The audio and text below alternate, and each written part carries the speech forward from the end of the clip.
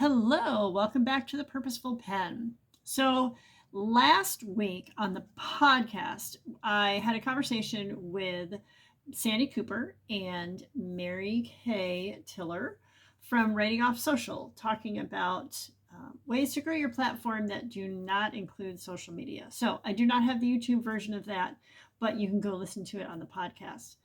So, these next few weeks, I'm going to be looking at the three ways that they had suggested that are much more effective ways of growing your platform. And we're going to look at those a little more in depth. And that is public speaking, podcasting, and podcast guesting. So this week we're talking more specifically about public speaking and how that can be just a great return on investment to grow your writerly platform.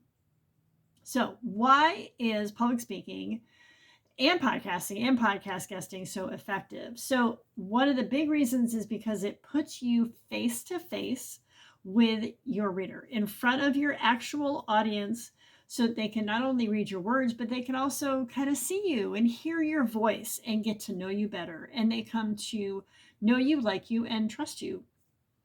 So, public speaking can feel kind of intimidating, but it's something you can kind of start slowly and work your way into as you build confidence. Speaking really helps you to explore your topic more clearly, more in depth.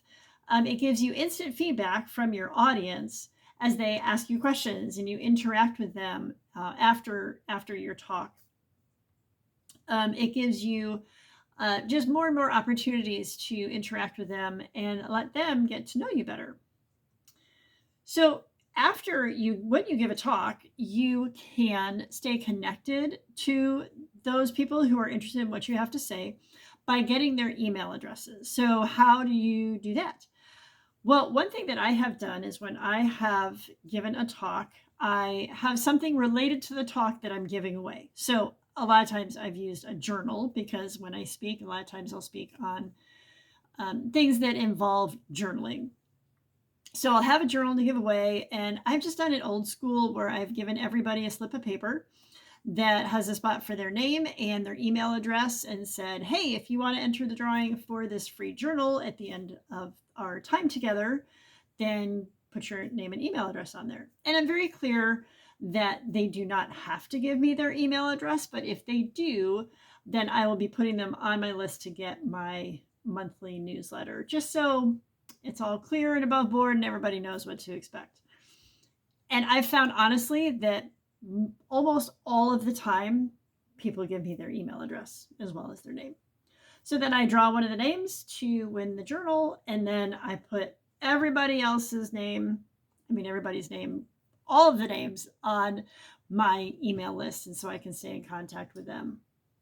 And so when I've done this before, I've ended up with an email address from almost everybody who attended that event. So if you think about it, especially when you look at, getting new subscribers to your email list from things like a lead magnet that you put out online, how those email addresses sort of trickle in and things like you're at a speaking event, you're getting a whole bunch of emails all at once.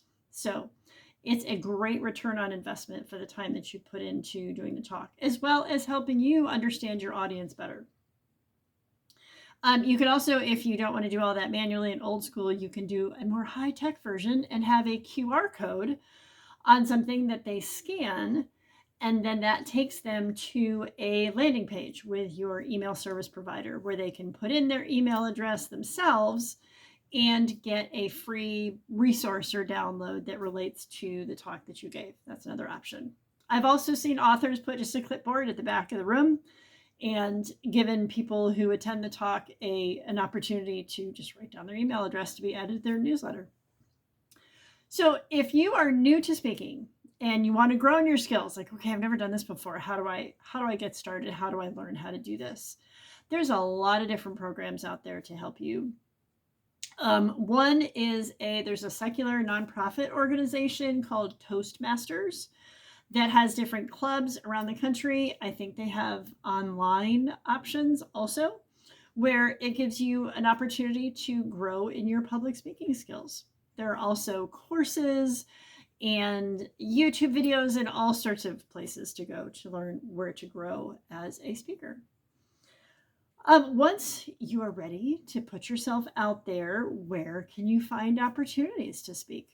Well, I would suggest starting small. You could lead a small group Bible study at your church.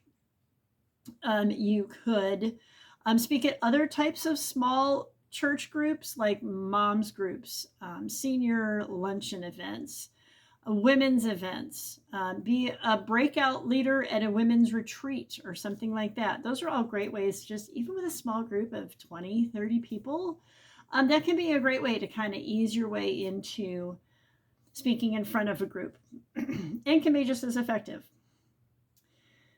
So when you're ready then, after that, to move beyond maybe your own local church, you can try and do the similar types of events at other churches in your area. I would suggest if you have the opportunity to record yourself at one of these events, that can be really helpful, so that as people want to book you from other places who maybe don't know you personally, you can then send them a sample of your speaking and what you have to offer. So I'm going to take off my writer hat and put on my ministry leader hat for a minute here, because a lot of these speaking events are going to be with ministry events. I have been on the other side of booking speakers for our church ministry events. And I can tell you that word of mouth and having a personal relationship with the speaker is super important. If someone I don't know, have never met, have never heard of before, reaches out to me to say, hey, I want to be a speaker at your women's event, I've never booked somebody that way, ever. When I have a speaker come and speak to the women at my church, I take that very personally, very seriously. It's a huge issue of trust that I'm putting in that speaker, that they are going to be engaging when they speak. They are going to be theologically sound, and they are going to provide helpful content to these women. And so there's a lot of trust involved.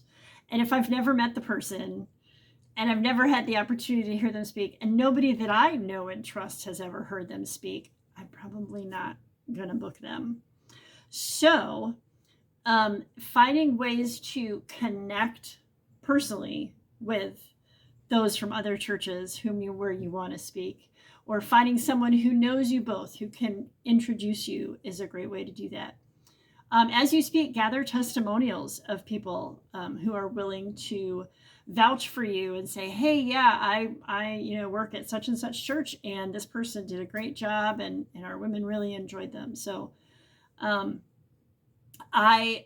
and keep the contact information too of the people that you work with, because they can use you as a connection later on. So a few months ago, I got a call from someone out of state from another church who was looking to book a speaker that I had used before at one of our events. And she had all sorts of questions about this speaker and, was it a good event? What do you remember from what she said? Did it go well? Was she on time? And all that sort of thing. It's like, yes, loved her, totally recommend her. So the speaker had kept my information and used that as a reference, basically used me as a reference for this other church who didn't know her so well. And I'm sure that worked out great. So that goes a long way in building confidence and helping you to get booked at other places. So probably the most important thing to remember when you're speaking, and honestly all these other topics as well, is to be specific about who you're talking to, who is your ideal audience, and what is the specific need that you're addressing.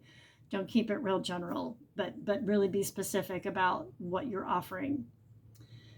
That being said, there also, it can be helpful to, as you're just learning and growing and getting used to how to do this, if you can be flexible in order to get experience, that can be helpful too. So like if your topic could possibly relate to seniors and you have an opportunity to speak at a senior citizen luncheon at your church, go for it.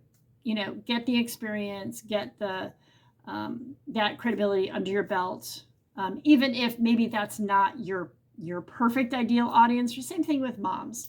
You could speak to moms if they might possibly be within your demographic, even if you don't talk about something that's only for moms. So, but whatever you do, make sure that you are on the same page with whomever is booking you, to make sure that you both know what you're offering, and so that you can take care of their audience well. So how about you? Have you ever considered public speaking? If not, what is holding you back? What is one baby step that you could take even this week to move forward in this area and grow in this?